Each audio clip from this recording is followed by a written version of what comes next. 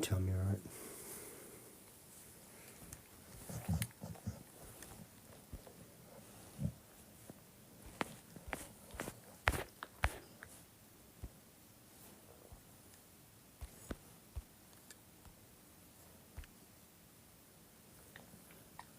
Oh, yeah, cool.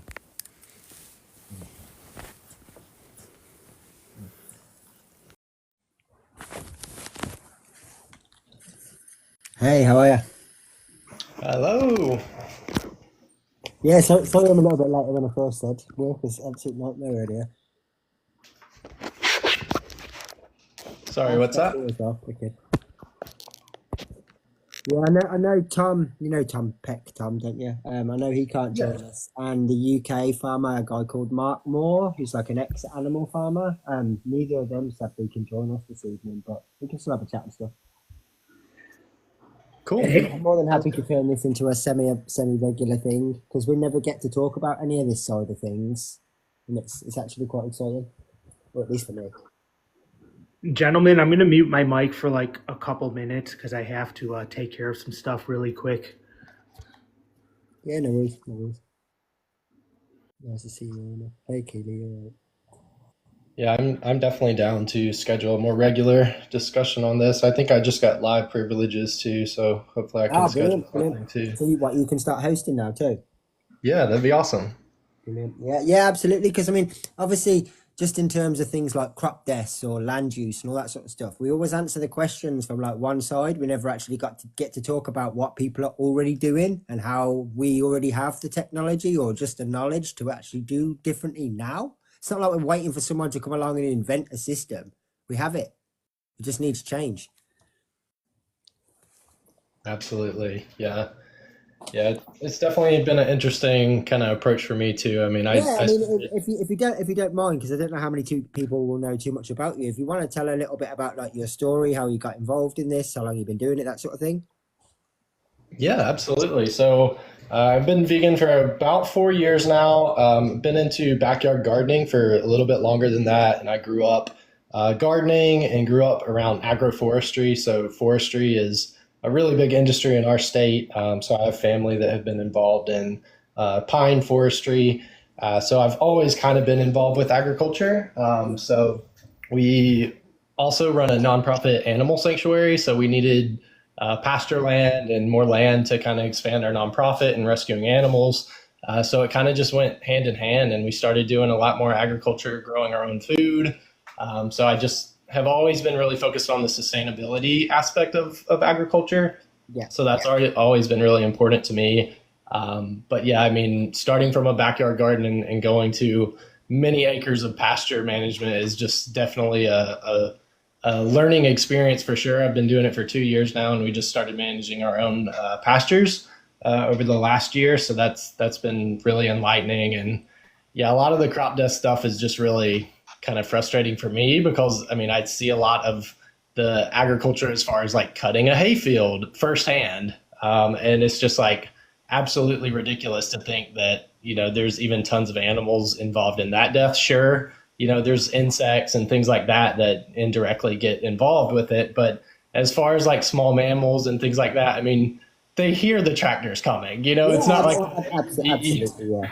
I right. So mean, it's like it's just so ignorant, isn't it, to assume that these animals that have literally survived by avoiding humanity for centuries, potentially, that have got a better sense of sight, better sense of smell, better sense of hearing, absolutely, that can feel the vibrations before they even hear this machinery, are just going to stand there and wait to be run over.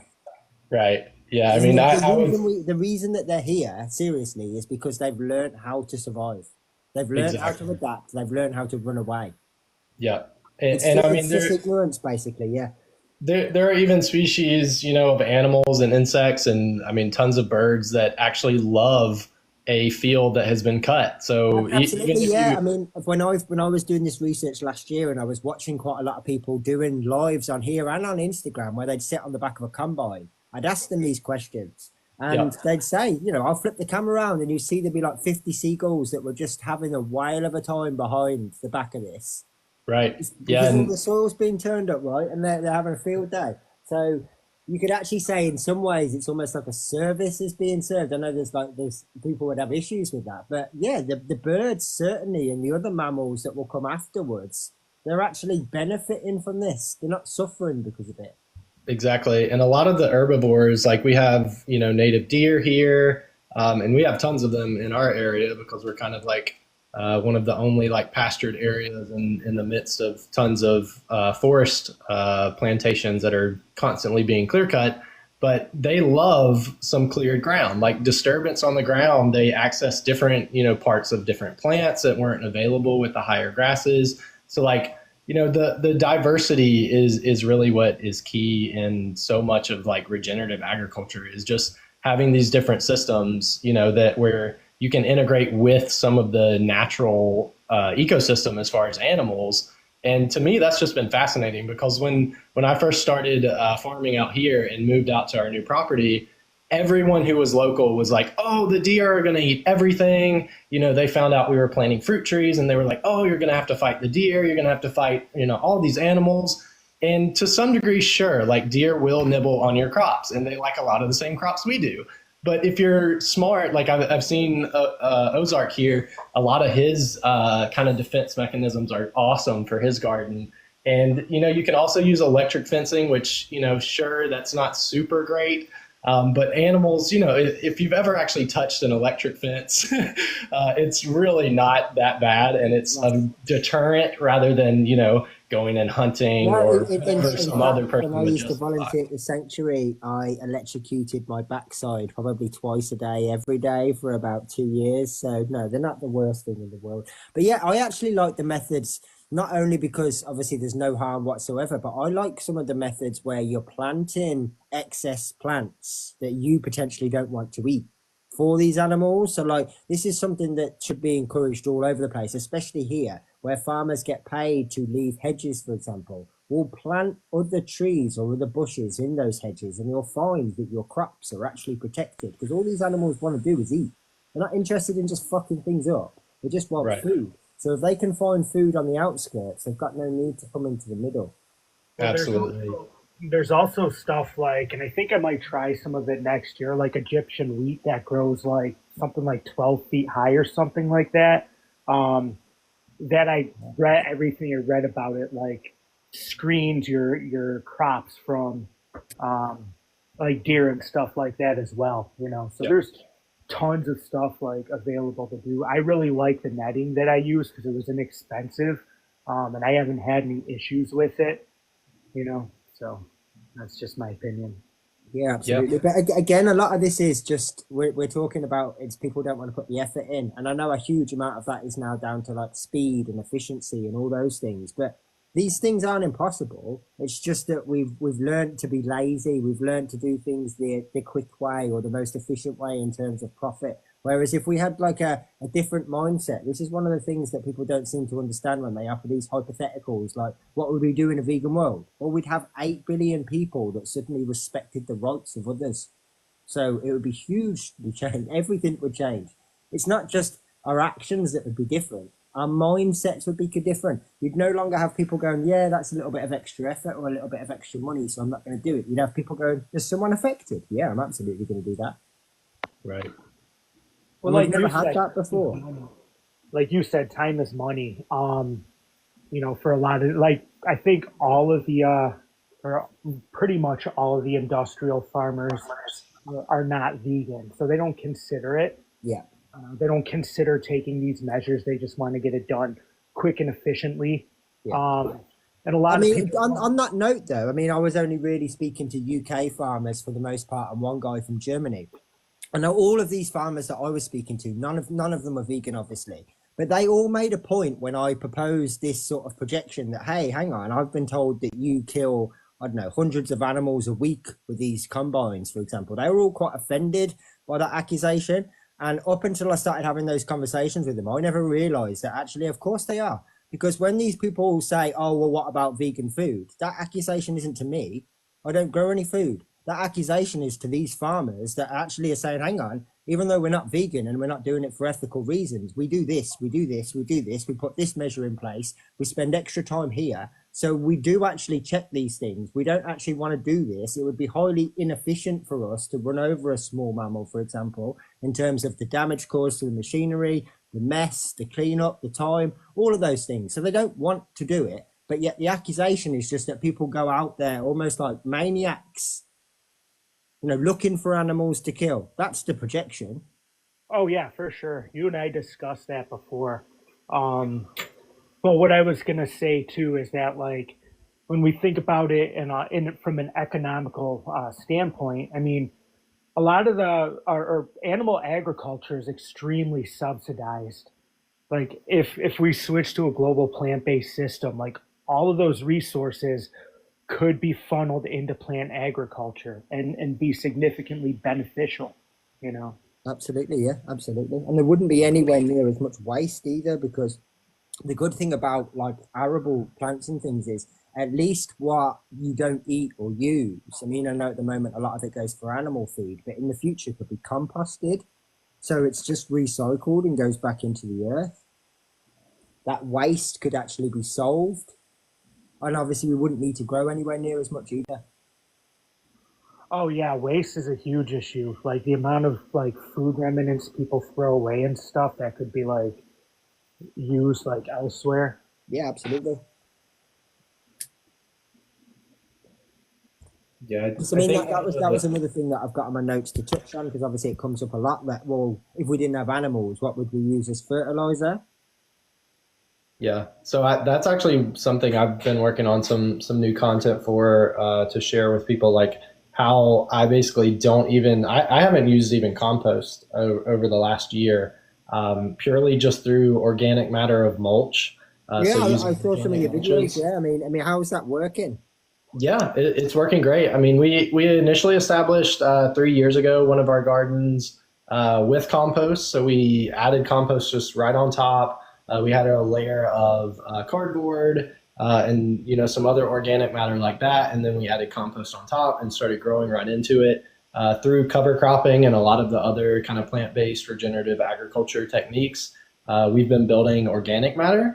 The primary fertilizer, besides I in some ways do consider mulching with organic matter fertilizer, because over time, microbes will break that down, and a lot of those nutrients will be turned into the soil. But we also use compost teas that are plant-based. So you can actually harvest anything from grass clippings, from when you're cutting the grass, to other weeds in the garden, or, more perennial crops like the hedges and stuff like that. Those have so many different nutrients in them, like the NPK that everybody talks about for farming can be found in all of these plants. So as long as you can extract those into a concentrate, you can apply that through liquid fertilizer, and through fermentation, you can create these plant-based fertilizers that have essentially everything a plant's going to need. So that's been my strategy, and that's been working great. I've been experimenting with a few different techniques for doing that. And looking at a lot of different research to kind of back some of my theories and stuff on it. But yeah, I mean, I'm finding that a great method. We actually haven't used any external fertilizers or any kind of external inputs in our soil in over 2 years. And we're growing, just as well as we were our first year when we added that first layer of compost. So it's really been a great, experience so far. So. Yeah, absolutely. And it also just shows what can be done, and what everybody could potentially be doing. We are just talking about, just changes. We're not talking about things that people can't afford or any of these things. It's cheaper. It's just the fact that you just have to make changes. That's what people want to avoid. All of this is possible now. I mean, I talk quite a lot about hydroponics and things like that, and talk about like one day they'll be affordable for everybody. But this is stuff that everybody could do like tomorrow. Exactly. I think that's why I wanted to do. I think it's really crucial that we do start sort of talking about some of this other stuff that's already happening, right? That people like yourselves are already doing this. You haven't got to wait for 10 years. You're already doing it. It's already happening. And so like, the fact that we've already got people that are kind of putting this to action and it's working should be a massive incentive for others. It's like, hang on a minute, like, why aren't we doing this? Yeah. What's stopping us? Especially I, people that have got their own allotments or their own homesteads and stuff like that. They should absolutely be looking at this. I mean, I've tried to mention this to farmers in the past, that even if you don't want to look at this from like an ethical point of view, just be realistic here. You know that the sort of animal agriculture is not sustainable. You know that it's not going to last forever. So if you're a young farmer, why don't you start thinking about the future and investing in some of these changes? Like, get ahead of the curve. Even if you only do it from a completely selfish point of view, do it. Start thinking about it. Take advantage of one of these transition schemes and make some changes. Yeah, I think the biggest thing for me, especially with like regenerative kind of practices, we spoke on earlier, like interplanting, and adding other crops into the mix rather than just monocropping. Well, that is something that is so powerful. And when you start doing the math on that at scale, if you scaled it up and say instead of just corn, you grow corn and some beans, right? Yeah. All of a sudden your profits go so much higher per acre that it just gets unreal. And sure, it complicates some of the harvesting and things like that. But one of the biggest problems we have in agriculture is consolidation, especially in the United States. So much land is being bought up by larger corporations that are consolidating it, which further incentivizes industrialization and monocropping. And what we really need is that diversification, right? Like smaller farmers, like you were saying, like people with allotments, growing more food, sharing that knowledge about how we as a community can develop food that's healthier. But I think one of the biggest hurdles for even existing small farmers, I talk to a lot of the farmers at my local market, about their different practices. And it's just really scary to me because, people will be handing out these foods for small children to be eating that they even tell people have been sprayed with certain chemicals that are known to, cause all sorts of issues in children, yet they don't, warn people. And they make all these excuses about why they have to spray their berries. And all it comes down to is essentially them refusing to integrate biodiversity and ecology into their systems. Yeah. And a lot of that comes back to the education around agriculture, at least in our state here in South Carolina. Like a lot of the funding is gone through, the educational funding goes through these public universities, and it comes from multinational companies who are selling chemicals. Yeah. So from that level, it is all geared towards, these industrialized systems of chemical-based agriculture. And so much risk is in that, not only for biodiversity, with some of the pesticides and different chemicals we're applying to the ground and to plants, but also to people's health. And I think that is something that so many people do not value, and understand the risk of as far as the biodiversity loss and the health to individuals. So there's so many selfish reasons that we should be pushing for these style of agriculture. And I don't know, like I just try to preach about it as much as I can because you got to start where you're at, like we have hay. Absolutely, yeah. I mean, the other thing that you hear quite a few people from the States talk about as well are kind of like these food deserts. I mean, we don't really have that problem here in the UK, but obviously that would be another thing that could be solved with these small scale kind of allotments and all that sort of stuff. If people were doing this themselves, all of a sudden some of those food deserts wouldn't be deserts anymore. Yeah, I live in one of those, and I think a big misconception about that is people are like, well, we don't have access to plant food. It's not that. It's hard to access like good nutrition in general. So, I mean, you're absolutely right. There's a lot of land that could be used to help with that around here, but just the way that people kind of view that and use that as an excuse for people to not be plant-based, it's a non-argument. Yeah, of course, yeah. But it's one of those things that you could pose as a solution, even if it was real. Like, well, there's nothing stopping you doing this, even if it was on a small scale where you only just looked after you and your neighbor, for example. If every other person did that, it's problem solved. Oh, 100%. I think everybody except for like two houses within, and I say this loosely, vicinity because it's a large area. I'm surrounded by other farmers, so well, that was something that I wanted to ask both of you about. So on that note, how do the other farmers feel about like what you're doing and how you're doing it and that kind of stuff? Have you met like criticism, or are they actually quite interested? So my neighbor is actually a massive strawberry farmer, and he grows a lot of like corn and other stuff too. He's been nothing more than helpful when I like just ask like random tips like on what he does because he's been doing it for like decades now. Yeah. But I mean, like he's offered to come like help me with machinery once in a while and stuff too, which I haven't taken him up on. I probably should, but I digress. Like nobody seems to have an issue. I mean, it's like I don't know why they would.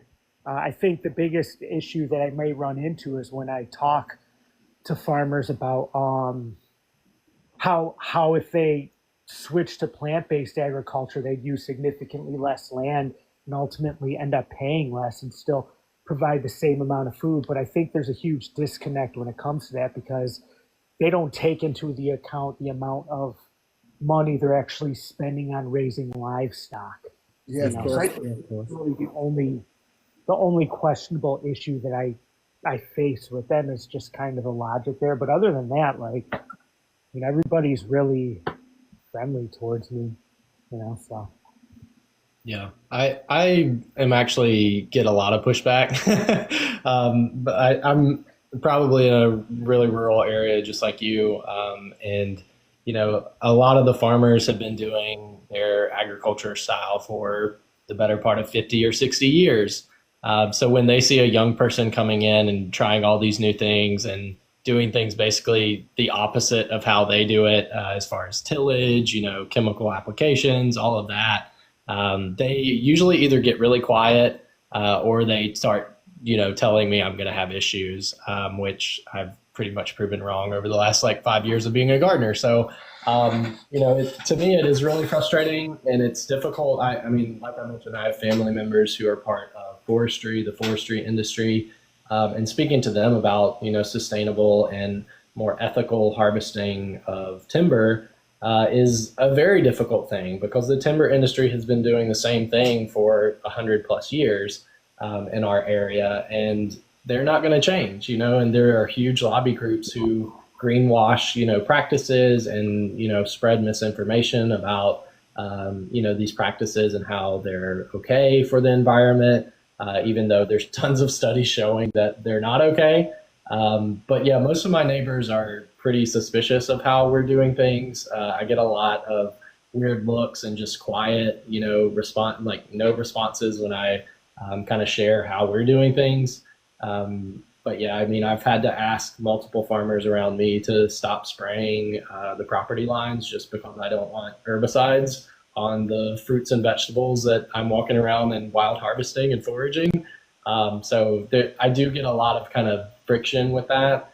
But I try to approach it as, listen to them and, try to get, knowledge from them and listening to them. But I do try to share, but usually most of them are not very receptive about the science and kind of practices I've been looking into and practicing. So, yeah. Yeah, that's kind of been my experience too, to be fair. There's been an odd receptive person, but the vast majority are quite kind of like reluctant to even listen to this information. Even as I say, when you sort of present it from just a financial point of view, when I'm not even asking them to think about the ethics, just literally look at it as though like your blockbuster video 10 years ago and Netflix is coming, like change. Right. yeah, I think that's a good approach for like a lot of people that don't want to necessarily consider veganism right off the bat, you know. Yeah, Um, absolutely, absolutely. But I think as well. At least in my experience now, I mean, maybe 5 years ago, I'd approach this totally differently. But it didn't really occur to me until I had a conversation in the street about 4.5 years ago with a farmer that is now vegan and no longer a farmer. But at the time, he was saying, "Hang on, you're not talking to me and asking me to change my job. You're talking to me and asking me to give up 6 generations of land and heritage." And I was like, never thought about that before. yeah, Yeah. Yeah. And I have ever a lot of since then, friends. like I've completely changed my approach. So like I don't tell people to get a new job. It's like, how can we repurpose your land? Right. Yeah, I have a lot of friends, I grew up with and people I've met, just through the farming community that are ranchers and, they grow and breed cows. And I've had to work with a lot of them, to learn about hay management and pasture management.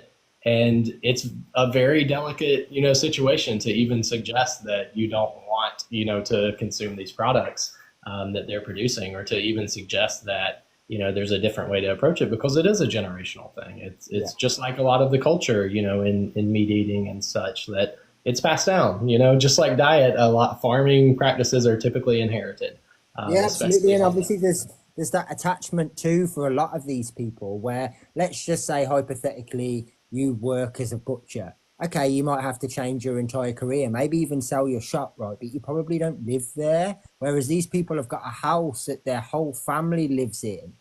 So yeah. like that's all of a sudden up a risk in their mind. All this stuff's gonna go. And that's a huge thing for them. So yeah, it totally changed my perspective, and like, I hadn't really thought about that before.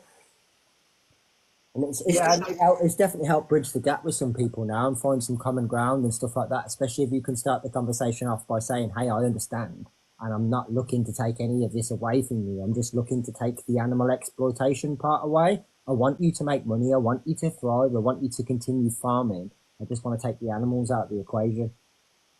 I think another thing is like touching on that. Like, it's a lot easy for people that like live in the city and are pretty far removed to just trash on like everybody that's doing like, let's say, in this example, like producing animals and stuff like that for people to consume that have been doing it for a long time. It's easy for them to like sit there and condemn, and rightfully so, because it's not cool. But when you're like living and the population you're surrounded by is that, you know, you kind of have to take a logical approach for them, because like a lot of it's ignorance, like you said, a lot of it's ignorance and heritage, and they've been doing it their whole life, and their parents have been doing it their whole life, and on since whenever they came here, So I respect you for that, at least kind of understanding that, because I used to be the same way. You Yeah, know. absolutely. Honestly, like I said, it was all a conversation that I had in the street about 4.5, 4 and 3/4 years ago, where I was talking to this guy. I still speak to him, Harold. He's an older guy, but I mean, he lives in Hastings. He was only in Birmingham visiting, but he completely changed the way that I looked at this entire situation. Yeah, because he made me realise that, hang on a minute, there's a lot more riding on this for these people than there is when you're just having a conversation with like a consumer, because all they've got to do is change their habits at the end of the day. Yeah. Whereas this person's got to actually change their life, or at least in their mind, they think they have. That's why, like, repurposing, well, you're not going to lose your house, you're not going to lose your land, you're not going to lose your income, you haven't got to up your family, you haven't got to lose your legacy. All you've got to do is just farm in a different way. I Yeah. mean, so even the people that enjoy sitting on a tractor and all that sort of stuff, or some of these farmers I've spoken to, genuinely, honestly, love spending time with their cows and hate sending them off Yeah. when they go to the slaughterhouse. So it's like become a sanctuary then. Yeah. Do the things that you love doing, but just take away that one bad day. Yeah, that reminds me of when I first told one of the ranchers who was helping me with some of the pastures that we have a nonprofit animal sanctuary, and I usually tell people who I know aren't open to the ideas of veganism that it's an animal rescue, right? And I tell them, oh, but we do some farm animals too. And that, sets off some things in people's heads like, what? Farm animals rescuing, especially around here where that kind of idea is just absolutely insane to most people. But when they heard that, their response was, oh, yeah, our show cows, which are the cows that they're breeding to then sell, Yeah. later for them to restock, herds, their show cows are like their pets, so they treat them differently than the cows that are in their pasture that they're, raising for food. So it's just that the weird parallel where it's like, Yeah, there's a oh, you farm, treat your although we're animals. talking about sheep, there's a farm literally about 10 minutes down the road that do that. When you drive into because they've got like a farm shop, when you drive into their driveway, they've got about a dozen, I'm not sure what breed of sheep, but different breed of sheep to the meat sheep. They keep front of house that get like a really nice lush green area, and you can buy feed to go and feed them, and kids have their photos taken in front of the fence and all that sort of stuff. And then out back where you can't see, yeah, that's the rest of the sheep. Right. Yep. And we're talking about, the same species, different breeds of sheep, but the same species, and it just shows that speciesism within speciesism. Oh, yeah. But yeah, and I think it's interesting as well to sort of go back to the repurposing thing, especially if you turn into a sanctuary. It's not just the fact that obviously these people have potentially, like you say, been doing this for 20, 30, 40, sometimes 50 years. So they've got lots and lots of experience with these animals. But also, as we move forward, if, for example, I don't know, the dairy industry in the next 10 years toppled, it's going to be a lot of cows that need somewhere to live.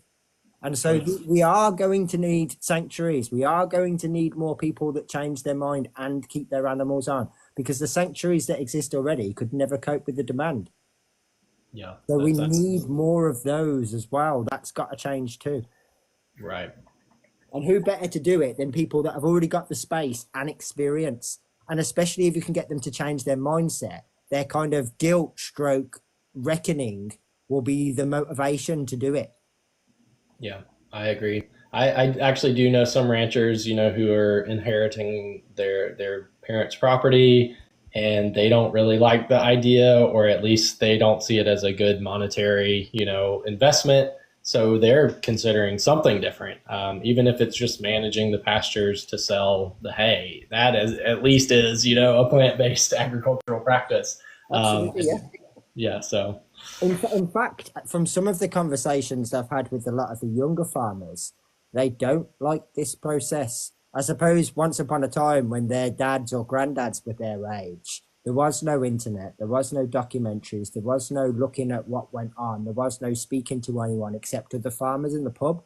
Whereas now, like, technology has brought so many changes that a lot of these young farmers know what goes on now outside of their own farm or outside of their own village, and they're not really keen on it. So I think that's changed quite a lot as well. Yeah, I think that, I mean, obviously it's going to, well, it is trending upwards in numbers in regard to like awareness of plant-based diets and people changing over. I speculate that it's going to continue going that way. I hope so. Um, but yeah, the social media and like YouTube and the availability to watch like what's actually happening and being exposed to that, it's huge. A lot of people are completely unaware of it, and even some farmers that send their animals off to slaughterhouses try to avoid that, like even like thinking about the process because they just don't want to deal with it, you know. Yeah, absolutely. The other sort of thing that I've saw as a motivation for why they're not so keen on this too is quite a lot of these younger generations of farmers that potentially have been sent off to like agricultural college or something else, or they've gone and learned a little bit about accounting, have realised, just like Ben was saying earlier, or it might have been you actually, but in terms of what you have to outlay in costs versus what comes back, why the fuck aren't we growing plants? Oh, Like, absolutely. if they start learning about this, they'll be thinking, hang on a minute, we could be better off here. Well, it's incentivized by subsidies, and that's Yes, the biggest yeah, of issue. course. If they remove subsidies, like people wouldn't farm. Like they would not farm animals. They wouldn't be able to afford to. No, They're you are absolutely right. Yeah, the subsidies do make an enormous difference. But there's that again, though, that should also be encouraging to know that, okay, at the moment, they're obviously all pointing in directions that don't help, but that money exists and that money is being directed towards farming. So all we have to do is change the direction. It's Yep, not exactly. impossible. Yep, exactly. And I really try to press that, like, um, reallocate the subsidies. We already grow enough food without like animals or the crops grown to feed them for humans to survive. Um, that's huge in itself. And like all that extra subsidies going towards something that's extremely unnecessary and wasteful, you know, it just doesn't make sense. And I think that if that did change, a lot of people would be more incentivized to grow plants. Yeah. Yeah, I think for me too, like looking at it from a scientific perspective, like at the basis of it all is the trophic level energy loss. Like if you think about the food pyramid that everybody likes to use as justification, you think about, okay, you have herbivores, eating the grass, and there's some energy loss there, right? So it takes so much grass to form so many, pounds of some herbivore. And you're losing so much per acreage. And when you start doing that math and you start scaling that up, it is just absolutely insane as to, compared to like, say, growing some nut trees, like, some walnuts or pecans or, just so many simple things in agriculture that are just so ridiculously more efficient per acre, per, dollar investment, like all of these things. But people get stuck in that style of agriculture, right? Like we were talking about, it's inherited. You kind of just carry on those traditions that you learned rather than seeking out new things. And, but yeah, I think we need to challenge that and we need to share the information about it. I'm starting a whole document where I'm just documenting as many different, justifications and scientific backings of all of these different things, just so I can share that easier with people, because the math and the science is so much on this side. Like it's absolutely ridiculous, like that people aren't looking into it more. Yeah, absolutely, absolutely. And that's why I wanted to do like, some of these lives to showcase the fact that, hey, we're not like campaigning so that we can start doing this. People are doing this. They're doing it right now. So there's nothing stopping others also doing it. Yeah, okay, obviously in regards to like subsidies or other things, there's definitely changes that you want to make and will potentially make in the future. But that's not a reason to not start doing things. Right. At the end of the day, the more people that are already doing this, the more working examples there are, the more that you're going to affect change anyway, naturally, just by contagion. The fact that other people can look at what you're doing and think, hey, that's working, and they're doing this, and they're doing okay. Why aren't I doing that? That's just a natural, like, looking at keeping up with Mrs. Joneses, we call it here. Like the next door neighbor, you look over the fence and think, hey, I want what they've got. Like, that's natural. It's contagion. So this will happen anyway. The more we talk about this, the more it happens, the more it becomes normalized. And the subsidies will follow suit. Yep, I completely agree. I mean, it's like, that's definitely my strategy, is more like, don't try to push these ideas on those, conservative farmers that aren't willing to, be skeptical or introspective on their traditional practices. Just kind of show them what we're doing and show them our successes and talk about what we're struggling with and try to be, a good community member and share these ideas with each other. And let's be honest, that's pretty much what they've always known, isn't it? I mean, farming's always been quite a close-knit kind of community that do share ideas with one another and all that sort of stuff. And that, again, falls back into the realms of something they don't want to lose. Well, you don't have to. Just change the information that you share between one another. Yep. Yeah, I mean, people arguing that, it's about money, continuing, animal agriculture practices, like I don't know. It just doesn't make sense to me, because the amount of investment that it takes to, purchase those initial cattle, or maybe you're breeding them, and the land you have to maintain and the inputs for that land, it's so much more so costly than if you were to just grow some plants. Like literally take a few acres and start planting some, fruit trees or nut trees. Like your input costs are going to be drastically lower than managing, the resources to provide for cows over, whatever age you're growing them until you're ready to slaughter them. Like it's just, the math does not add up. It's totally a traditional thing, and wanting to carry on that tradition. And, if you feel like that's part of, your necessary diet, which so many people in my area believe that is just critical to health, that then obviously you're going to be more incentivized to carry on those practices, even though you're losing money in it. And so many of these farmers really are losing money in animal agriculture. Like it is just so frustrating, because I want to help them, I want to show them this different way of doing it, but it's often offensive to just, absolutely. And I mean, I've tried to sort of make some of these smaller scale farmers understand as well that if changes don't happen in the way that potentially we're talking about, they'll happen in the way that those small scale farms will just be completely obliterated by factory farms. So if nothing happens and we continue destroying the planet and breeding animals into existence to use, then in 5 years' time, that'll be way past 100 billion. And some of these small scale farms will no longer exist because the factory farms have run them out of business. So Right. if it doesn't move in the way we want, it will move in the opposite direction, but that will still take them with it. Do you guys mind if I interject so I can respond to a No, go for it, go for commenter? it. Please. So, Daniel, I just wanted to express that the reason why it's not that easy is because of the general mindset that people have. It's not easy, so they just go with that and continue to consume the way they're consuming.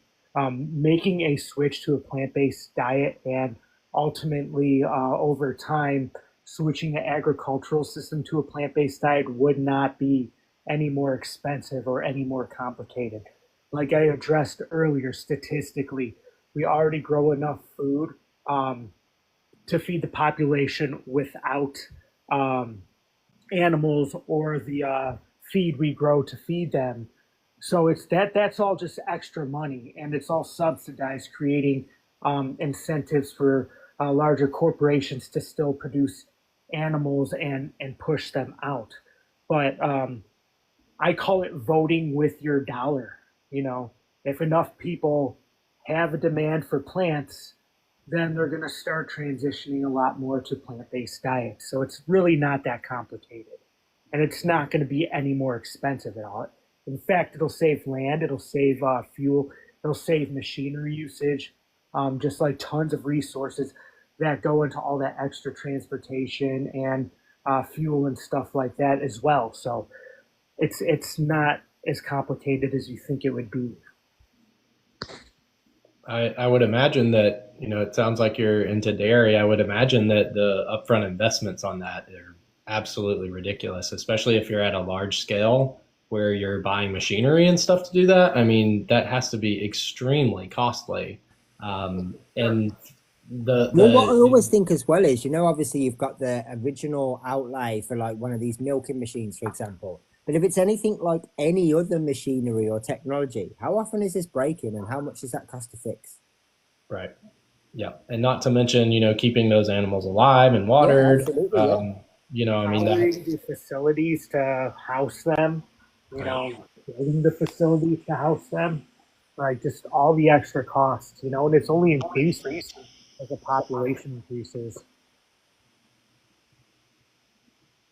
So, But yeah, if you're in Ireland, Daniel, and you want to give me a follow, I don't know the Irish schemes off the top of my head like I know the UK ones, but I can definitely do some research. And if you meet the criteria, then there definitely are schemes that already exist to ease that transition. I know earlier you mentioned it's a huge risk to take. Well, that's exactly why these schemes exist.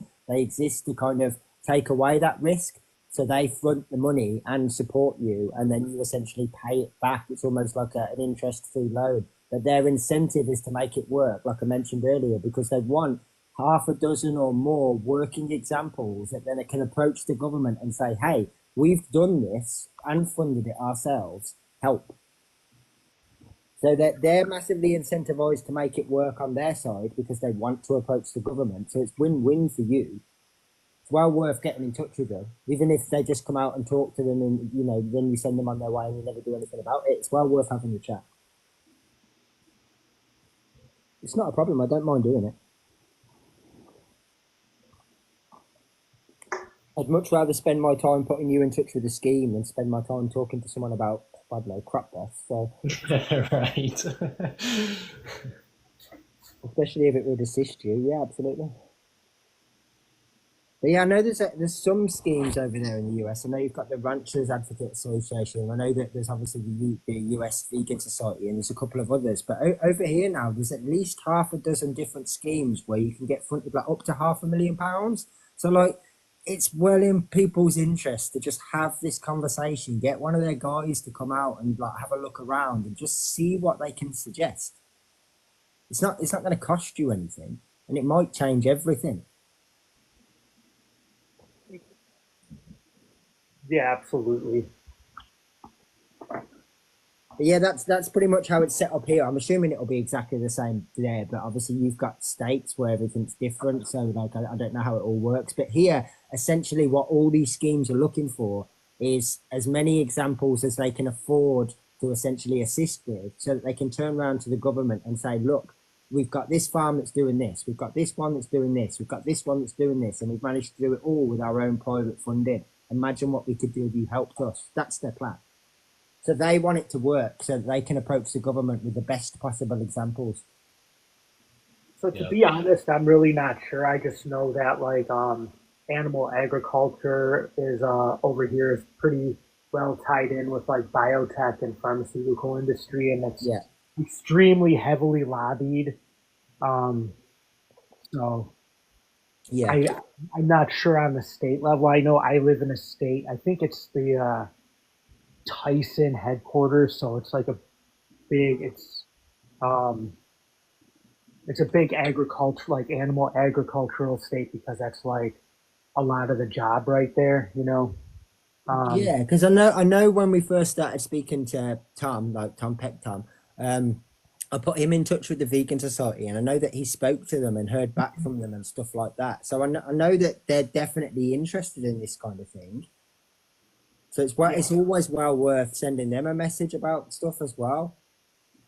Yeah, they've definitely got the budget to actually help also. Yeah. Yeah, I definitely know.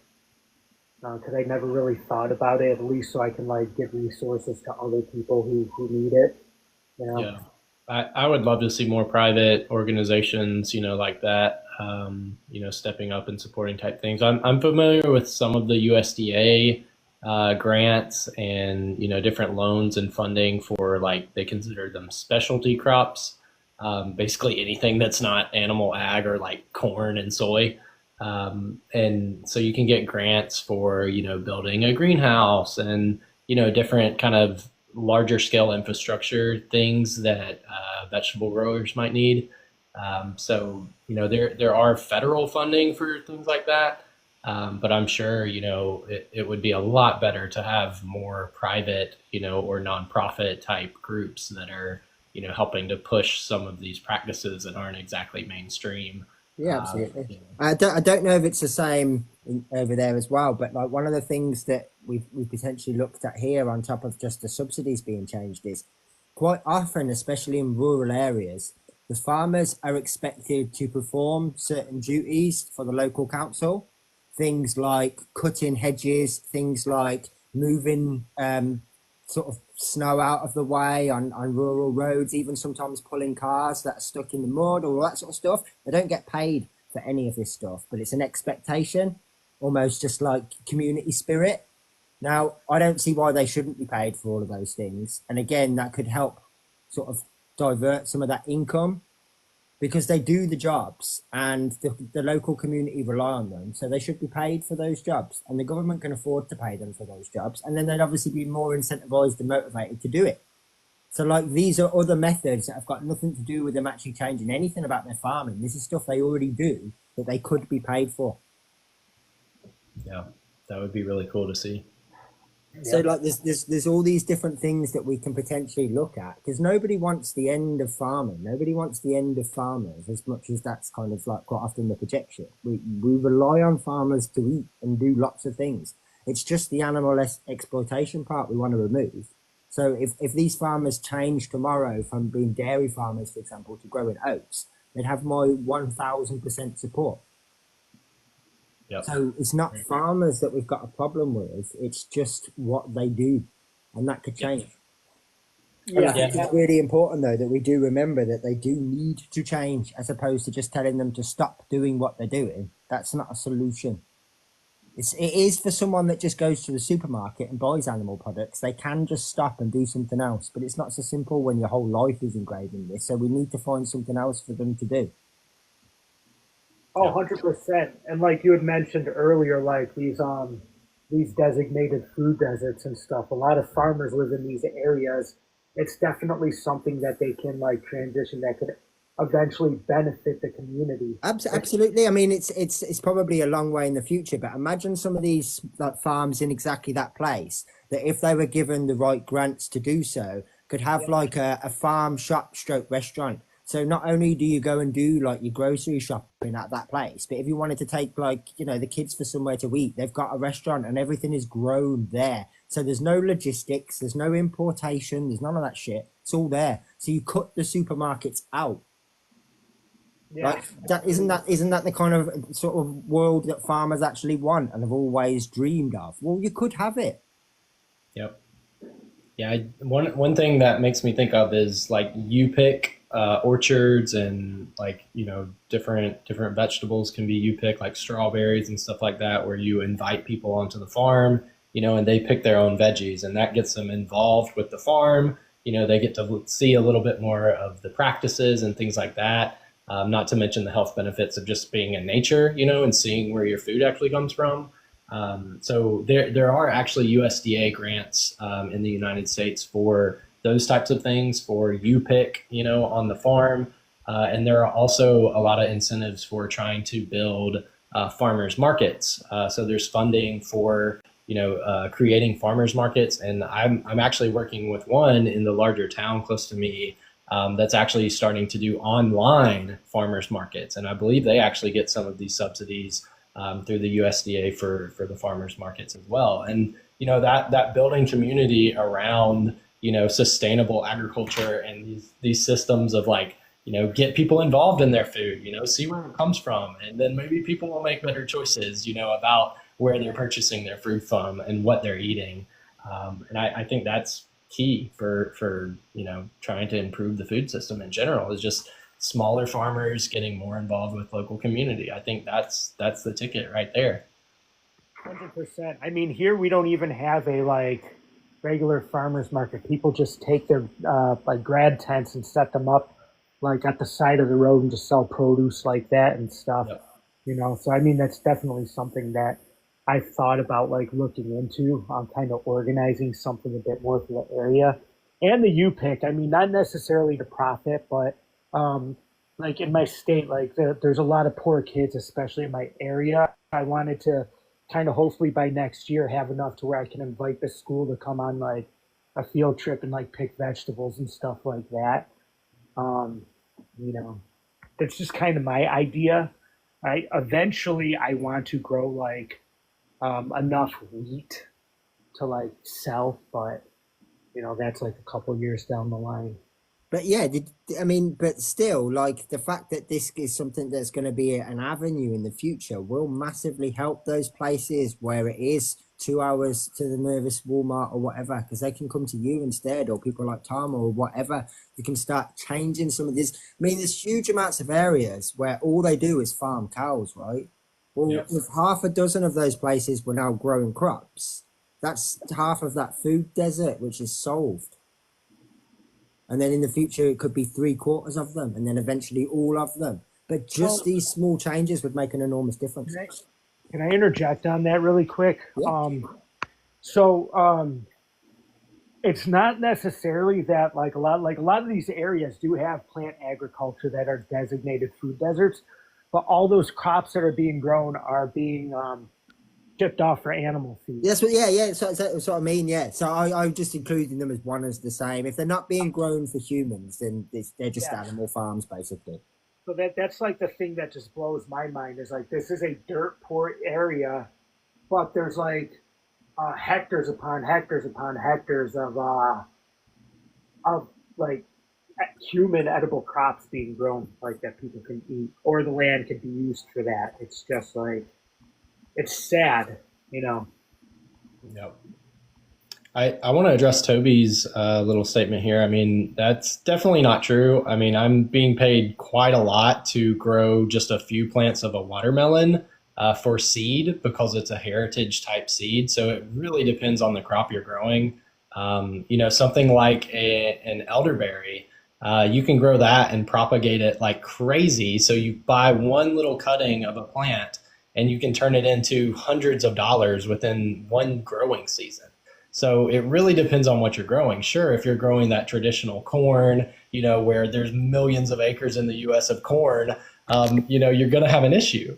So, yeah, I think it definitely depends on your crop you're growing for sure. Yeah, I think he's getting hung up because I mentioned swapping dairy for oats. I mean, I literally picked oats because it's so easy to grow, even in these places in the UK that say, "Oh, we can't grow." Like that's the only reason I suggested it. It wasn't about money or anything like that. It was just an example. Yeah, I mean, have you seen how much wheat sells for, like seeds? Yeah, It, it's expensive. Like, it's not a cheap crop, you know? especially so specialty you could crops. grow You melon know, indoors. Yeah. yeah. See, what always happens is people say, well, we've never been able to do this in this way, therefore it can't be done. Well, what about if we did it in a different way? Yeah. And that's ultimately what we're trying to push here, obviously.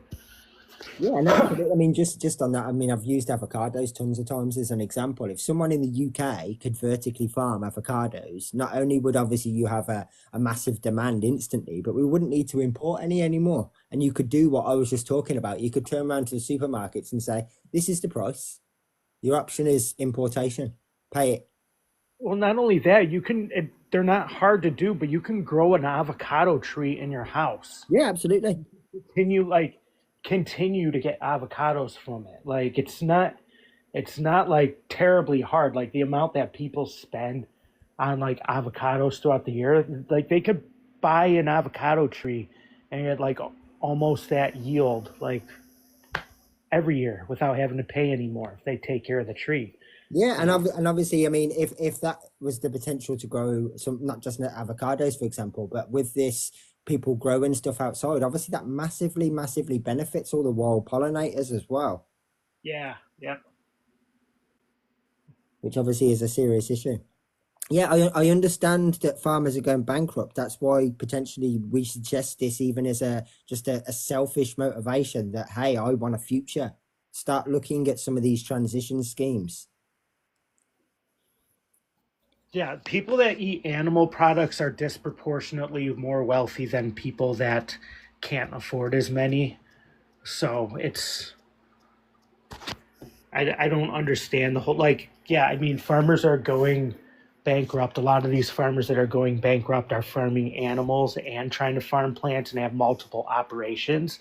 And it's just not sustainable.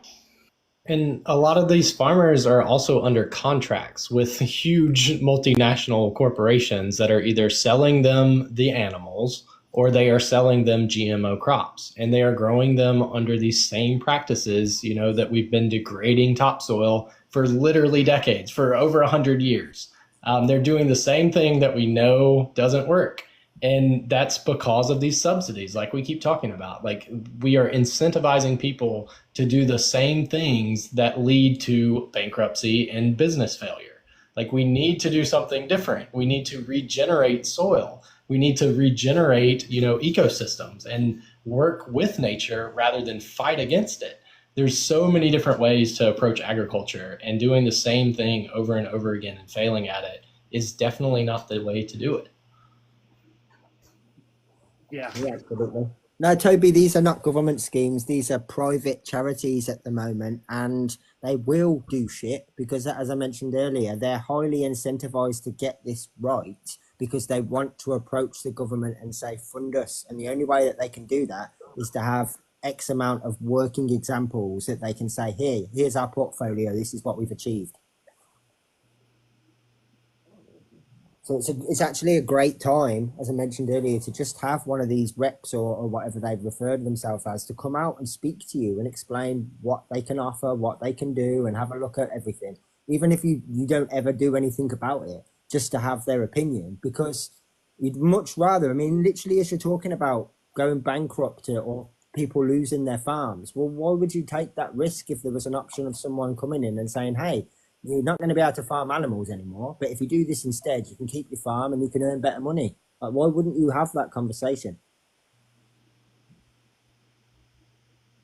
They will help you transition from doing animal farming, for example, to arable farming. Or if that's not viable, then they look at other methods. I mean, one of their examples at the moment, they've sold a big chunk of the land to a paintballing company and it's been repurposed for paintballing. That's So, cool. like, there are other avenues that you can look at besides just farming, especially if you've got the land. Yeah, absolutely. Like I think like um, land is a valuable resource, and having land, like it's not something a lot of people have, you know. So there's definitely a lot of stuff that can be done. You can even build an orchard. And something that's like nuts. Like Ben mentioned it earlier. Nuts, like nuts are a cash crop if you can grow enough of them. Like it's there's tons of stuff that can be done to repurpose the land. I think for me, that's one of the biggest pitches to farmers, right? Is that, you start talking to them about all these different ways they can approach it, whether it be agroforestry, row cropping, like just all these different plant-based solutions. And when we talk about, veganic farming, a huge part of it and regenerative agriculture to me is rewilding. Like that is so critical because I'm looking at the stats just to give exact numbers, but 26% of terrestrial land is used for grazing. That is literally pasture animals eating grass. 26% of our land. And 38% of habitable land is used for livestock.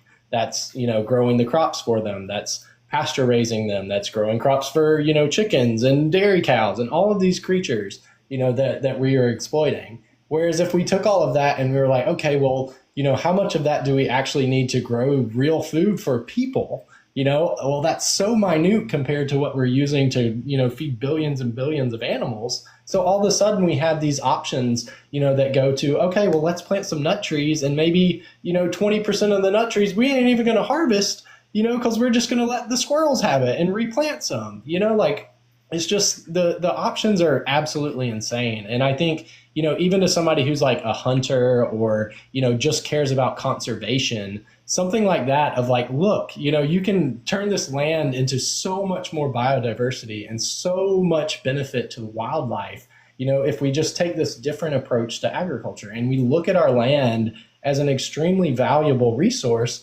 that we can use to, benefit everybody. It's just we have to have these conversations with people and we have to present the data that just smacks people in the face and is like, whoa, like that's crazy, like let's dig into that. And I think veganic agriculture and regenerative agriculture focused on plants is like the key to that. Like there's no other way to approach this system and improving the system.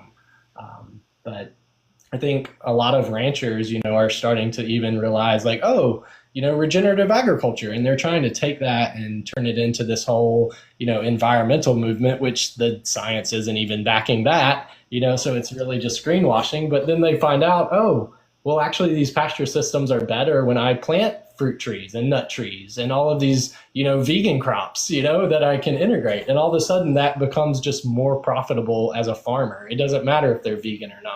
It makes more financial sense to crop vegan food. It just does. It just does.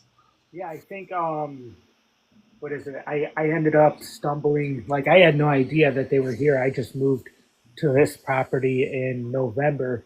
Like I have like 30 chestnut trees and something like 28 black walnut trees. And I know like I could get up to like what, $15 a pound on some of that. Yep. It's wild, and then there'll still be like tons left over. It's just using the land, and they're not hard to grow either. Like you just No. like they'll grow themselves if you let the seeds drop. Yeah, and I mean, not to mention, if somebody's looking at the land purely from a exploiting, perspective, like you grow those, right? You get the nut crop after like say 7 to 10 years, and then after 30 to 40 years, you can harvest that timber. And black walnut is some of the most valuable timber that is out there for furniture making and all of this specialty woodwork. So there are tree crops that we can at least invest in ecosystems for 30, 40, 50 years, maybe somebody's entire lifespan, to provide the next generation with, a means of wealth, even if it means taking that tree down. If you are able to grow that much food to feed people for 30, 40, 50 years and the wildlife that rely on those trees, like that is a huge win. That is a huge win compared to just cutting hay fields, and raising animals on that land. Like the amount of returns on that investment are just astronomical. Like it really is. Yeah, absolutely. And one thing I wanted to mention, you brought up like ranchers talking about regenerative farming with animal agriculture. Yeah, the one major study that was funded by White Oaks Pasture Hmm. concluded that it takes up to 2.5 times more land to do regenerative farming with animal agriculture than is currently used right now to Right. provide the same amount of food that we're getting right now. Like it's ridiculous. I've done a lot of digging into that, and I don't know if y'all know Mike the Vegan on YouTube. He's done a really good debunking of the white oak pastures stuff from a scientific perspective. He does a lot of good content. But even the rearing for those animals, right? Like grass-fed animals grow slower than grain-fed animals, and that's why factory farms are doing grain finishing on animals, because they grow so much faster, because it's high nutrient dense food compared to the fibrous food that they would survive on over their entire lifespan. Cows and ruminants are not typically eating tons of grains in the wild. That's just not really a thing. So they're changing the diet on these animals purely to speed them up. So you start talking about regenerative animal agriculture, and all of a sudden it takes longer to rear those animals to be ready, for brutal slaughter. And then, it's taking longer and more resources, more land, more water, all of those things to let the animal live to that point. So it just doesn't make sense mathematically. Like the regenerative agriculture for animal agriculture is just ridiculous. Like it is so absolutely ridiculous that it's like laughable. There's just no data behind that. And if you start doing the math, trying to say, okay, well, let's say that everybody's going to all of a sudden switch to regenerative beef or whatever. That is just not sustainable. You would need multiple earths to grow the amount of pasture for all of these animals. We just do not have the space for that. It's just mathematically not possible. Well, Like that's it's what I'm saying. And their own study concluded that. Like, right. and that's what I thought was ironic when people cite the study. I'm like, their own study concluded that it was not sustainable. I got in an argument with one of the co-writers or producers of, I believe it's Kiss the Ground, one of the regenerative agriculture, very animal based documentaries on Netflix or somewhere. And his argument. I like to always post that catchphrase of like, true regenerative agriculture is plant based and rewilding. Like that's just the facts, right? Like that's what the science shows. Like if we talking about regenerating ecosystems and regenerating soil, it's plant based, and it's rewilding, like returning land to the wild. And this guy is so like focused on the idea that cows need to be part of grasslands. Non-native cows in the United States need to be part of grasslands, that we are exploiting those cows in order to restore grasslands. And it's like I just don't understand that logic, how you go that far. Sure, like you could do that on different scales, but if you start trying to supply all beef that way, and all cows are raised on grass all over the United States, it's just not going to work, and like the supply and demand does not work in that situation. It just does not. And the resources do not work in that situation. Like, I don't know. I don't know what to say to people that just refuse all of that evidence. And they even rely on those same like White Oak studies. And, what's the guy that was behind that? I don't even want to say his name if I think of it, just because is it Savory?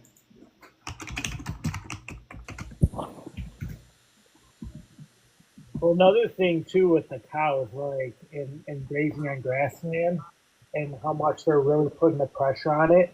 They're removing wild horses, and then killing them or selling them to be consumed now too, like to make more room for grazing cows.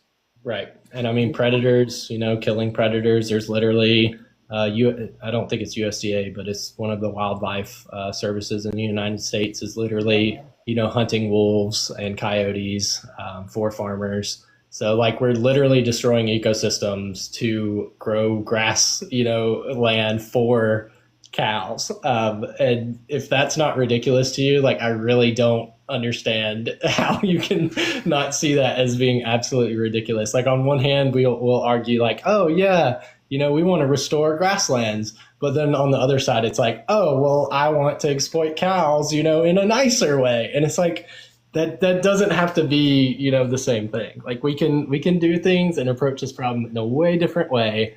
We had bison, we had all sorts of herbivores before we, took them all out, and we had all sorts of predators, to help manage these ecosystems and the populations, along with, natural population control, and it's just like, I don't get these arguments for regenerative animal agriculture, because it just doesn't add up. Like, it literally does not add up. I think it's a lot more of that greenwashing thing to try to make people feel better, about a product that they know is horrible and bad, in every sense, right? And so it makes them feel a little bit better to know that, it wasn't as damaging on the environment, and maybe the cow had a nicer time, over its life. But it really just doesn't make sense for the future of agriculture. And I don't know what else to share besides all the studies that I have compiled with people, but typically they don't read them. So that's how it goes, I guess.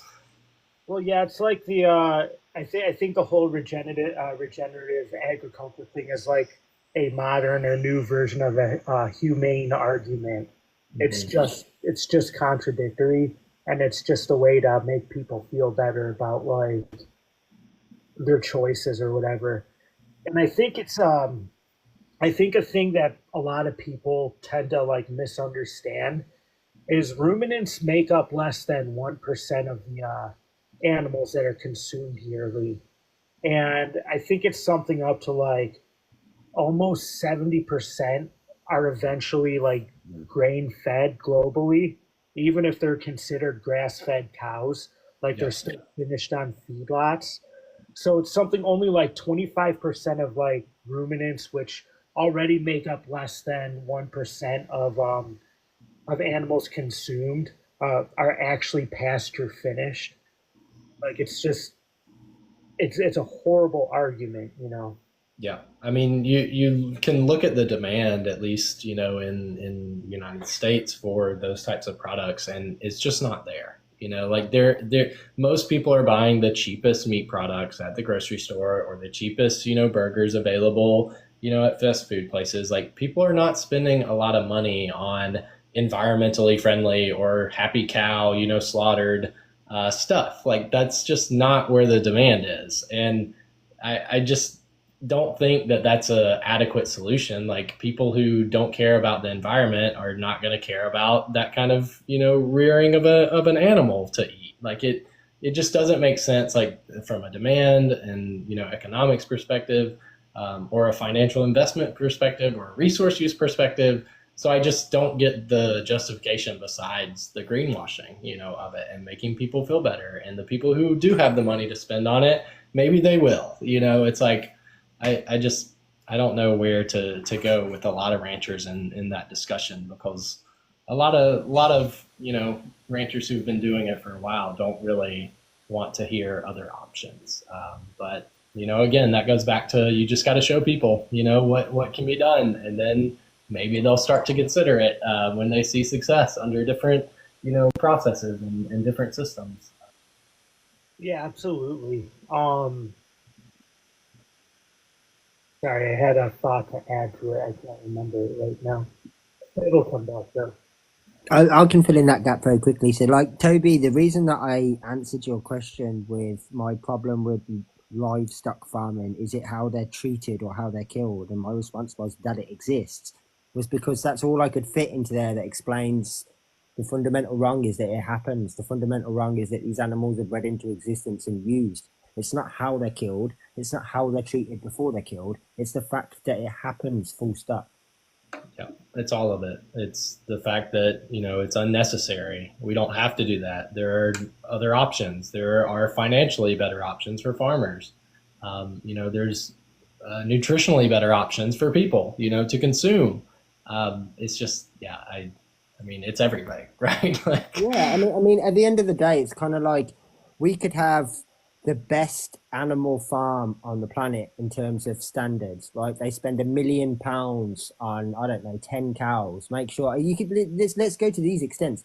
Every cow has got their own room with a waterbed that can take their hooves. They've got Netflix subscription. They've got aircon and heating, right? It's still animal use, and I still oppose it. The treatment obviously can be better or worse, but that's not the problem. The problem is that we see these animals as objects or commodities or products that we can take from or use as we wish. That's the fundamental wrong.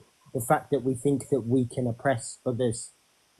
It's not how we do it. It's not the methodology. We can argue about those things if we want to, in terms of like the method of slaughter or the method of these animals being raised, but that's not the fundamental wrong.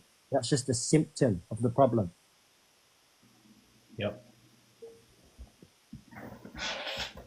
Yeah, but Toby, my dog was literally bred to fight other dogs, genuinely. I rescued him from a dog fighting ring. So, using that logic, I should take him back. Yeah, and the sheep, like, I mean, we literally breed these sheep to have that. Like, the same as we breed chickens to lay, 300 eggs a year, when in nature they may lay 6 to 12. Like it's all of our breeding and exploitation of these animals over hundreds of thousands of years, or hundreds to thousands, I should say, not hundreds of thousands. But yeah, I mean, we've been exploiting animals for so long that we have shaped their evolution. Like we have literally helped them evolve into animals that we can exploit to the best of our abilities. Like that is in and of itself a problem. Like that's not okay. We can't just justify exploiting animals because it's easy to exploit them or, some benefit. Like you wouldn't make that justification for any other, like exploitation of any other creature. Like, I mean, it just doesn't really add up.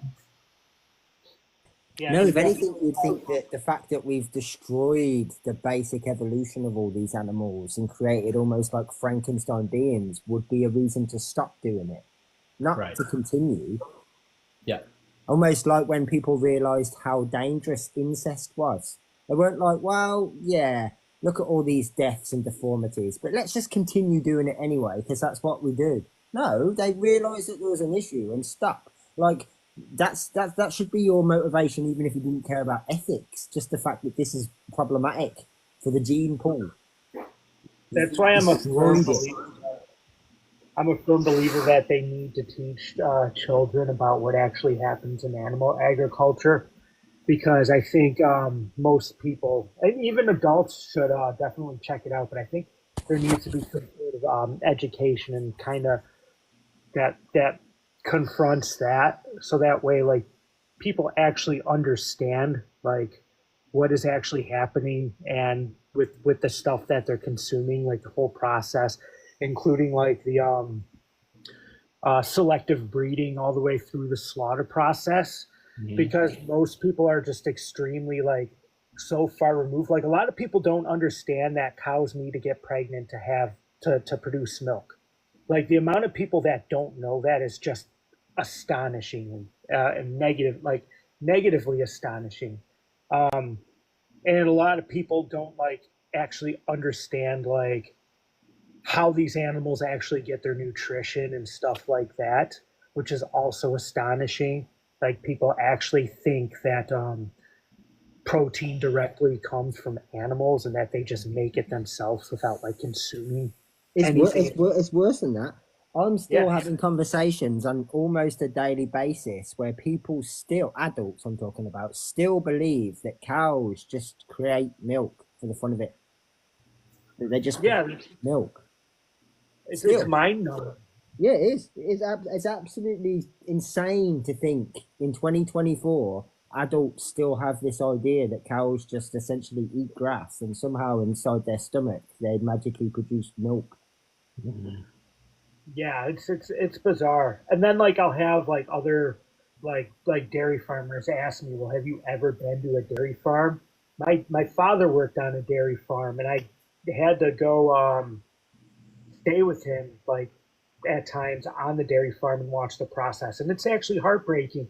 And it was one of those local farms that everybody talks about where they know they get their stuff from. It's just so bizarre, like how like people just don't understand, and the whole local farming argument like is just parroted as well, you know. Yeah. I thought of one organization that does kind of help with this transition in education. It's called LEAP, LEAP, and it's kind of a movement that and group that started as a response to FFA, Future Farmers of America, how they're training kids, to raise animals, and then at the end of the summer, program, they're supposed to take their animals to market, to sell their animal to be slaughtered or bred, or exploited in whatever way. But this program, LEAP, helps the children find an animal sanctuary to, bring the animal to rather than selling them for slaughter. And programs like that are filling in that gap of like, okay, somebody recognizes this compassion, that there is a compassionate choice they can make. And then, this program steps in and it allows them to make that choice. Whereas the FFA is going to obviously push the same ideas that animal agriculture are pushing of exploitation, and not compassion. Yeah, it's funny, that you should say that. I'll have to try and re-find the post, but it's always a nightmare on Reddit. There was a post a couple of years ago that I was reading on Reddit where they were talking about like people's childhood trauma, and you couldn't believe how many people where their childhood trauma stemmed from either their first hunting experience or their FAA program. Yep. Yep. Like it lived with them all the way till adulthood.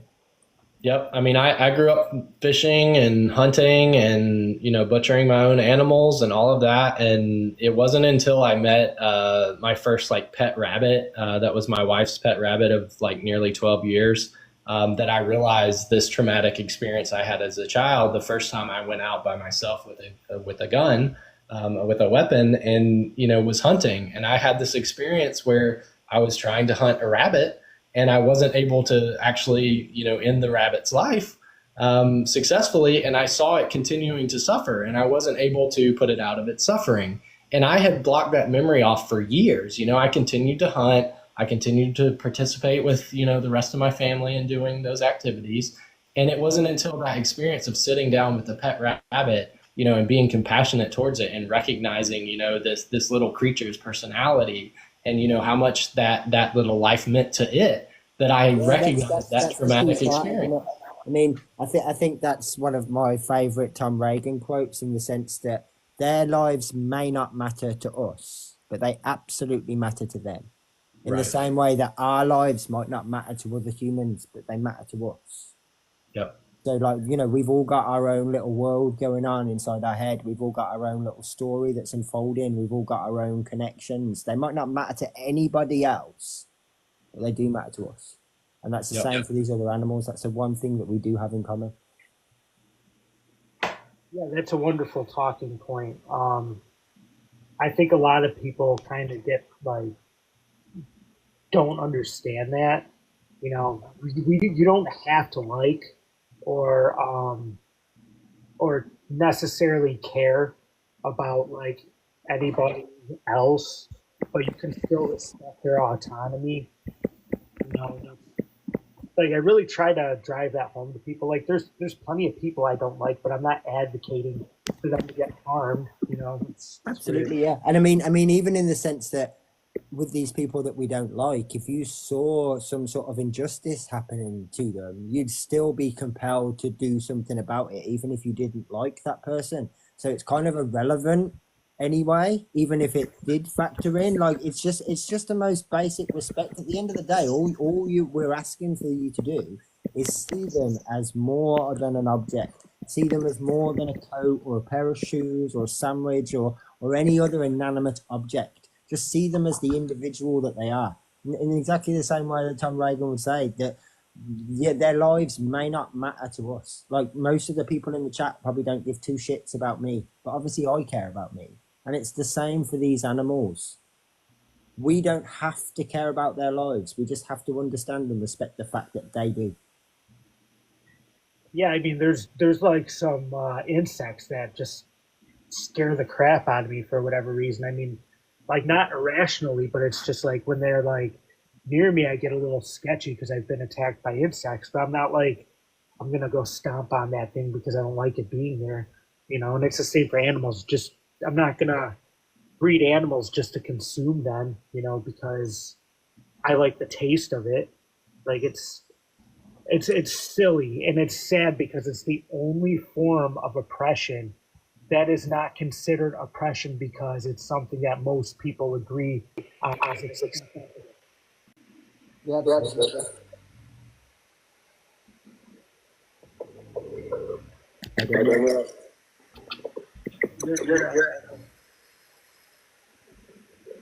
But yeah, I think that's probably the easiest way I've ever understood the whole concept of animal rights. It really is simple. You don't necessarily have to love animals. You don't necessarily have to care. You don't necessarily have to kind of do anything that goes across a mark. It's just a sense of respecting that no basic existence. So they have a life, they care about their lives, and I respect that. That's as simple as it is. No need to go any deeper than that. If you want to extend love, compassion, all those extra things, feel free to.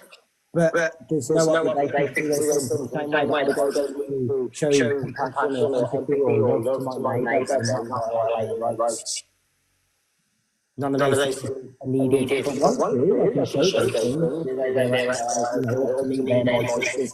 But in terms of my obligation and moral, just to not violate their rights, not infringe their rights, essentially do anything that's consistent. Am I the only one that's experienced echoing? Oh yeah, exactly.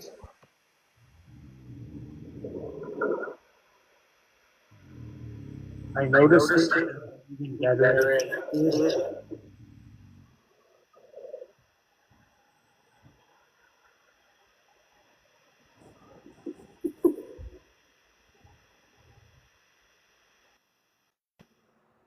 Hello. That's better. Yeah, I don't hear that anymore. Yeah, it's speaking veteran somehow. Yeah. Ugh.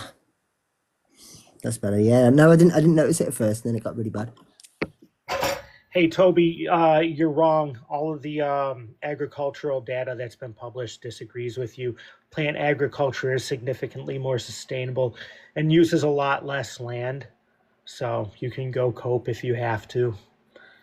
Yeah, I mean, sheep farming is absolutely terrible for land. Yeah, seriously. I think he's just trying to justify, his kind of life, which is understandable. But you got to be open to investigating some of these things. I mean, Well, when people out and out just like totally say no, that data does not exist when it's very available, I get a little frustrated with that, because you're going out of your way to say something's not true without even considering the actual data.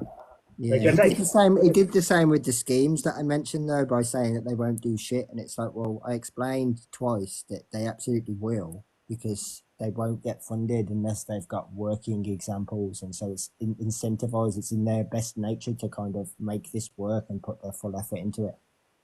What is it called? That's like being incredulous or something.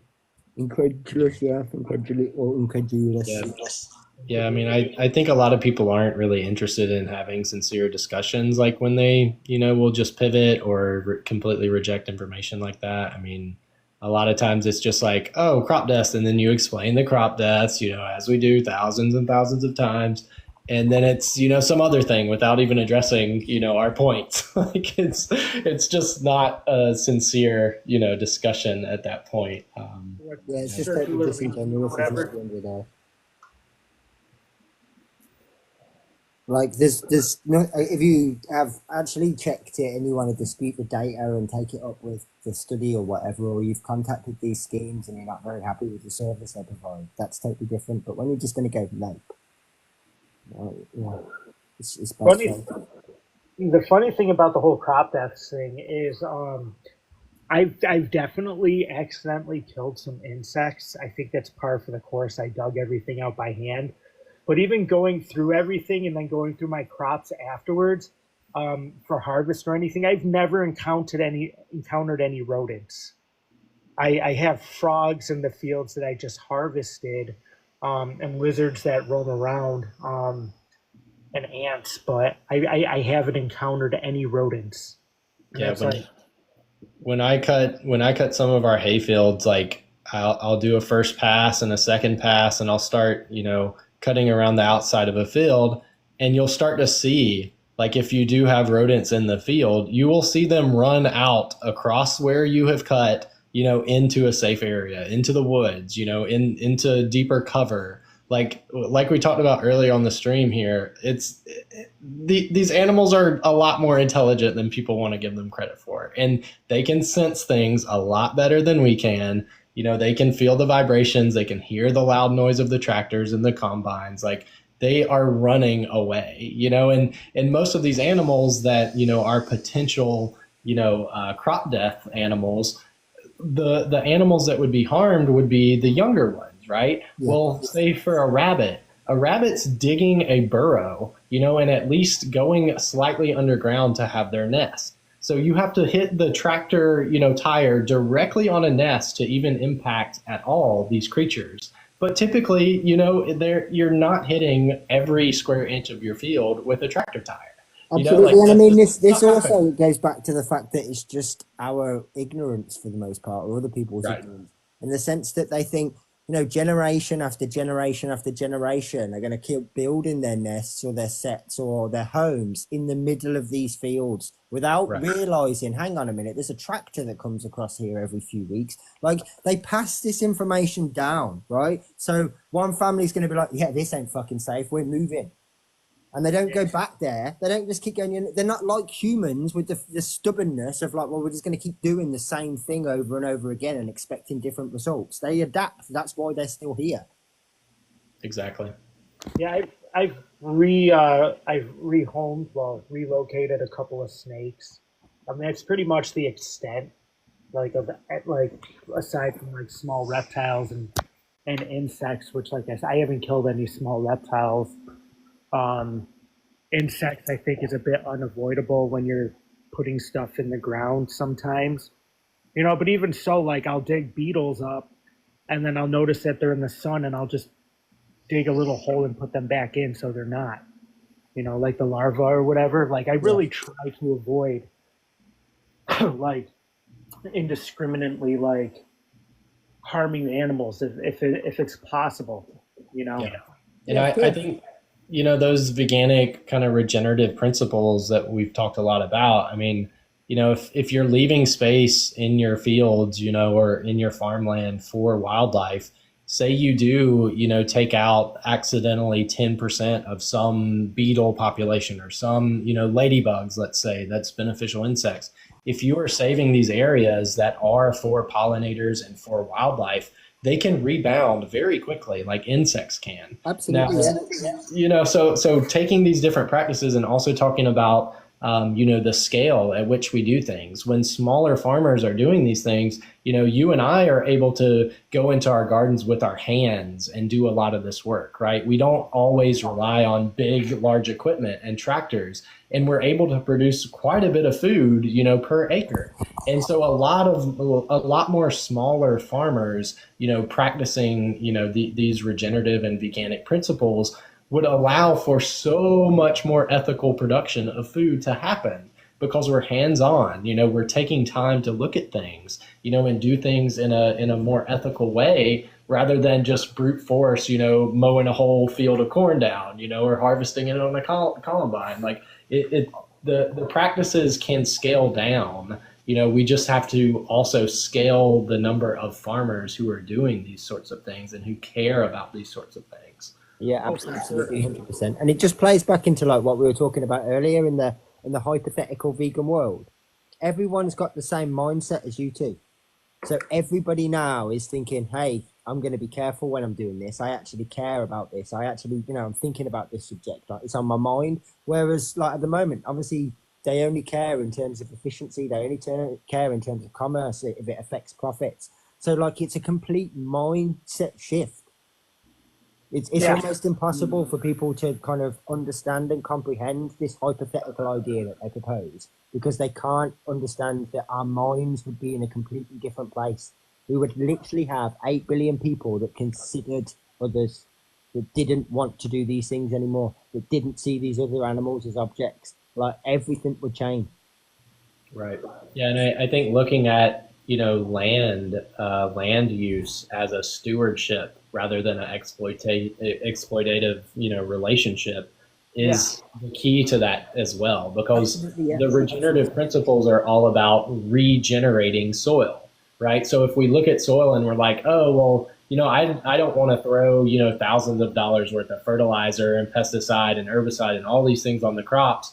How can I do it in a different way that builds soil, and builds the ecosystems, and having that different perspective change, whether it be, valuing animals' lives and wanting to reduce crop deaths, or just valuing the land you steward, like those perspective changes are critical to the future of, our agricultural systems, like in the sustainability of our food systems. Like that is so critical to understand for farmers, is that perspective change and that perspective of regeneration rather than degradation and exploitation. Like that has to be kind of the forefront of our food systems going forward. It has to be.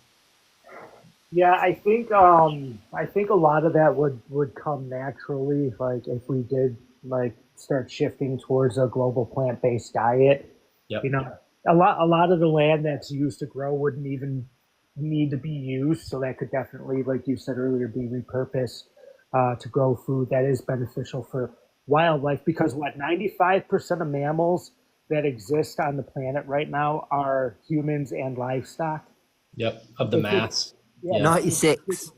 96. It's Yeah, four ridiculous. four 4% of the free living beings. So yeah, 96%. And then what is it? Also, animal agriculture is responsible for like 95% of species endangerment and extinction. Yeah. Mhm. Like it's wild. Which is one of those things that when you get the paradoxical questions of, if we didn't do this to other animals, then either they'd go extinct or overpopulate. They never think about the animals that already are going extinct because these other animals are overpopulated. Right. Yeah. Yeah. Well, then the whole hunting argument. Well, we need a hunt to prevent overpopulation. It's like overpopulation is not an issue. It becomes an issue when you do those like hunting practices and species management practices, because it just totally wrecks the natural process of things. It ruins the predator prey relationship, which is it's necessary for the planet. Like life evolved this way. And the way humans are predatory is not the same way that like a mountain lion is. We the way we like spread and consume, we consume more like I guess an infection would, versus like something in harmony with nature. And I'm not saying that to like trash on humans, because I think that we're definitely capable of working with nature. I just don't understand like how we have the capability of being so intelligent, but we just still choose to just like destroy. Yeah. Yeah. I think the hunting argument too is, it's a difficult one for me, because when I first met my then girlfriend, now wife, who had been vegan for probably 10 years, I was still hunting. And I considered it. I made those same justifications, right? Trying to justify my actions, whether it be population control or, oh, it's more ethical, this way. And the more research you do into it, the more you realize, especially here in the States, that, the funding that hunters are paying for licenses, to go out and unalive these animals, the the funding for that goes towards building more habitat for those specific animals, right? So not only are hunters, taking out the predators, whether it be coyotes or, bobcats or all of these different predators who would help to manage the population, they're also managing the land for these animals, both at a hunter level on private land, but also on state land and federal land. We are managing specifically to increase the populations of these animals. That is not population control in the, reducing the population. That's increasing the population so that people can exploit wildlife. That is such a ridiculous argument. And, looking back on me justifying that is just like, why did I do that? And it's all because I, felt bad about it and I was trying to justify it in some way, right? And you have all of these things who people repeat these same ideas with no actual, merits to them. And people just regurgitate them, and with no evidence. But it's so plain to see that, we manage these populations so that people can recreationally unalive wildlife. Like that's what it is. That's all it is. Yeah, and the concerning thing is that people like, including yourself, including myself, and anybody that's been there, like, there's that nagging feeling that we might know, but we just still try to justify it and pretend that it's normal and doesn't exist. You know. Right. Yep. So, um, I guess that's cognitive dissonance, right? Yeah. Yeah, and I think the thing is though, like a lot of these farmers already are aware that their industry is kind of dying, but they don't want to accept it, and so they're in denial about it too. Whereas, like, it really is the case of your blockbuster video and Netflix is coming. So Yeah. just make the decision, whether it's for ethical reasons or whether it's just for purely selfish financial reasons. Start Right. looking at making changes Yep. because otherwise you'll be forced to, or you won't even have an option. It'll just be taken away from you. Yeah, there's just way too many reasons to go ahead and start, getting into it now, right? Like, I mean, so many of these things we've been talking about, whether it be, the fruit and nut trees, like so many of those things take a while to actually profit from. And that's why there are these government programs and private programs, that are sponsoring those things to help people make the change, because getting out of these systems of, that animal farmers are relying on, but they're also going into debt for, are not sustainable. But if you can get that upfront investment now, we can see the rewards in a matter of 5 to 10 years. And there's so many other ways to make short-term money on annual crops, along with that. So much of it is just education about how to best manage these crops and how to go from, exploiting animals and your experience with exploiting animals and the land, associated with that to, let's exploit plants, let's figure out how we can do this same, kind of agriculture, even if that's your starting point. You don't want to look into, environmentally sound practices and stuff like that. There are still methods, that you can implement right now to make far more money than anything you could do with animal agriculture. I sincerely believe that. And I have lots of evidence to show that, that is definitely possible for anybody, just about any type of land. It really is possible. Yeah, and obviously a huge part of that too is that your outgoings are significantly less. You've not got X amount of animals to feed or provide vet care for or antibiotics or any of these other things. Right. Yeah, I was just going to say that it's a lot easier to treat a plant infection than it is to treat an infection on an animal, and a lot less costly. Yes. And the thing about growing plants too, like, it's easy, like, it's not complicated. And you can grow a lot at once. If you have the space to do it. It's. I was actually considering. I noticed that the VA offered. I got an email. The VA offers, like, I think free agricultural education and stuff, in a couple of programs. I was actually considering applying for some of them so I can get more knowledge that way. I wish it was more available for people that weren't veterans, but from what you guys are saying, there seems to be quite a bit of resources out there that are. Yeah, so like I said, I think there's 7 schemes currently operating in the UK, and 5 of them are vegan run.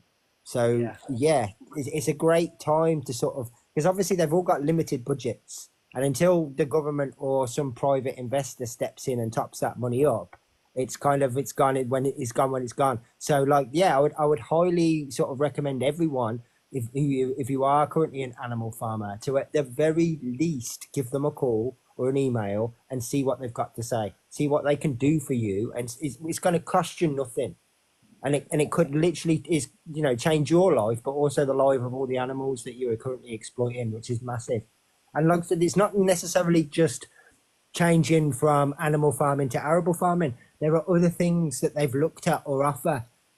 I mean, the sanctuary thing is really important because everyone seems to understand, especially the vegan run schemes, that we definitely are going to need places going forward. Like for every dairy farm, for example, that shuts, where are those cows going? Because if you've got a dairy farm, say tomorrow, that shuts, it's got 1,000 cows, and they decide that they're going to shut tomorrow, where are those cows going? Because if they needed to be rehomed, that would cripple every sanctuary in the UK. They'd be full, done, no more. A couple can come here. But yeah, so it really is as simple as that. Like one farm could cripple our current sanctuaries overnight. So they recognise that there's a serious need going forward, if that's what someone wants to do, to kind of repurpose as a sanctuary and then be funded to do so, but still work with the animals and not have that one bad day that most of these farmers don't even like themselves, then that is an option, yes. Yeah, the knowledge is available. Like, it doesn't hurt to just look into it at the very least. Yeah, I mean, do you think how many people, because my mum and dad do this all the time, get their house valued or by an estate agent just to see what it's worth? They've got no intention of selling it, but they're just interested, curiosity. We'll do it on the same thing, right? It's just get kind of like an estimate, so to speak. Get them to come out, give you a rough idea of what they could propose, what they could offer, how things could change, and just hear them out. It's not going to cost you anything. What the worst you're going to do is lose an hour of your time. But it could make a significant difference. That's the thing. Yeah. Yeah, I definitely think the financial, incentives are there if you actually look into it and you're, willing to look into a diverse, investment in farming. Like diversity is key in farming. Like if all of your corn, on all of your acreage goes down, you better have something else, and that's why having multiple crops, having trees, having annuals, having cut flowers, like there are so many different avenues for making money with plants and for feeding people healthy food with plants. There's no reason for us to continue investing more and more money into animal agriculture when it is literally bankrupting people. We already had, our animal farming friend here telling us about that. Like we know that's happening. Let's look into plants. Let's spend some more time, thinking about plant-based solutions. That's the way forward. It really is. Yeah, absolutely. And at the end of the day, I do totally understand that for a lot of these people, they think it's like a significant risk financially and all those kind of things, or maybe they just think, hang on, I only know how to do this. I don't know how to grow plants, so to speak. Because I think there's a lot of naivety sometimes where you just assume that because someone has looked after cows their entire life, that they're a farmer, therefore they know how to do all kinds of farming, and that's not always the case. But like that's exactly what these schemes operate for. They don't just kind of like write you a check and wave you off. They literally offer this support the whole way through. Yeah. Yeah, and I think honestly, like what I've seen in discussions about transitioning ranching from ranching to plant-based farming, a lot of it is the social cost. Just like most people will tell you, the biggest concern and the reason a lot of people don't want to go vegan is because they're concerned with the social cost of it. You are 1,000% right. Oh, yes. That study that people like to cite, that survey where they say, well, 84% of people stop being vegan. Yeah, it was a multiple choice, and you could select more than one option, and everybody selected the social implications, and then put like secondary stuff down. Yeah. Just crazy how and plus that study was vegans, vegetarians, and pescatarians, which always, those two things always get left off when people say 84% of vegans. It's like, well, actually it was 84% of pescatarians, vegetarians, and vegans, and you're absolutely right. Yeah, they put it down to that social, and I get it. I mean, not so much on TikTok, but absolutely in real life, one of the most common reasons that people would say they didn't want to go vegan was because of their partner. My partner will never change, so it's going to be too difficult for me.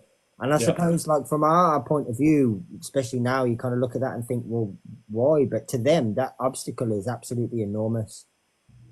I learned to be a good They spend their time with that person. I taught myself to be a good chef to convince my now wife to become vegan. Yeah. And yeah, and she's been a vegan now for like 3 years. So, That's awesome. Yeah, but no, it is one of the common things that you hear. Absolutely, yeah, social I issues or guess social concerns. People definitely care about what their friends or family or peers think of them, and they're I guess my concerned that point was, you yeah, can change things. how people base their actions off of how they think other people will feel. And it's like no different than like saying, well, like back in the day, like my family owned slaves, so I might as well just partake in that because I don't want them to feel weird about me being against that. Like I think if more people act according to their own morals, like versus how they think other people would perceive them, this would be like significantly less of a problem. Yep. Yeah, I totally agree. But no, Yep. I'm going to call it a night now because it's 1 o'clock here and I've still got some stuff to do. But I've really enjoyed this. If you want to make it a regular thing on a Sunday, Yeah, let's do it. I'm totally down. All I'm doing is just cool. gardening all week. So Well, hopefully, I normally am back like an hour earlier than what I was today. So hopefully, I can start at like 10 my time. I don't care whatever time. Just let me know, and I'd be Okay. happy. Yeah, we'll definitely organise it for next Sunday, and hopefully the couple of others can join us. Perfect. Thank you guys for the awesome discussion. No, thank you both so much for joining. Yeah, I'll upload this. Great, it was a really interesting chat. I'll chuck it on my YouTube tomorrow. Sweet. Have a good evening, everyone. Yeah, See ya. thank you so much, and yeah, we'll be back sort of similar time next week. Thank you. Take care, everyone. Yep. Speak soon. Everybody.